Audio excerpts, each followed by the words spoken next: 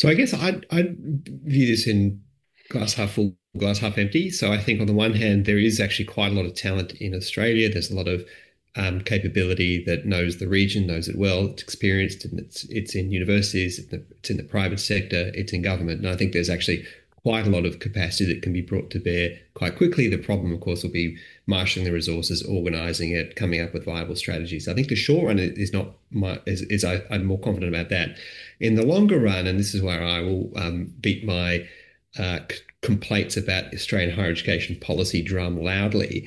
So we have had a higher education system for at least 20 years that's been predicated on the idea of demand. So student demand determines the strength or weaknesses of academic departments, faculties, schools, and ultimately universities. What that means is if students aren't interested in studying areas like, for example, Chinese language, like, for example, Asian studies, or Thai politics, or Indonesian politics, it means someone like me, who's a dean, I find it very hard to justify retaining those areas. And what that means collectively from a national point of view is that over time, what you've seen, if there is student decline in interest in these areas, the national capability in those areas will inevitably decline. And what that then creates is that I will shut my Indonesian program, I will shut my Thai politics subjects, I will shut my, whatever it might be. And as every university does that, what that means is the undergraduates have fewer choices to study these areas.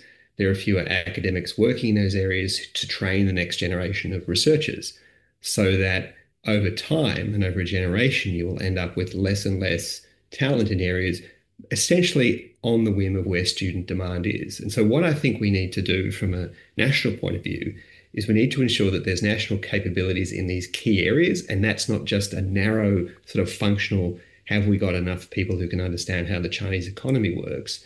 But we need to have a knowledge infrastructure that looks at the study of and understanding of our region, cultures, languages, society in its entirety that ensures there's that capability there in which student interest isn't the only driver. And I'm not saying we should protect people who work on esoteric areas forever and allow people to do whatever they want and have academics be completely not beholden to anyone. We don't want to go back to the dark days of the 19 whatevers. But equally, we need to ensure that as a knowledge system, we shouldn't be dependent on student demand and whim. We need to ensure that there's a balance between students wanting to do what they want and pursue their interests, and actually with what we've seen with the previous with the team when Dan Tehan was minister and introduced the astonishingly crazy jobs ready graduate package.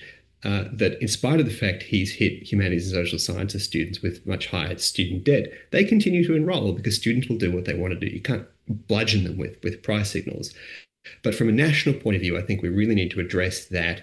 We've got to ensure that these areas, which may not be things that students kind of instinctively look at, we maintain a knowledge base that the country values and sees as important, both because of the value of the knowledge in and of itself, but also because it serves our national interests. And what we've had over the past at least a generation has been a system where that has been an inadvertent consequence of, I think, well-intentioned desires to say, let's let students go and the money will follow where they go.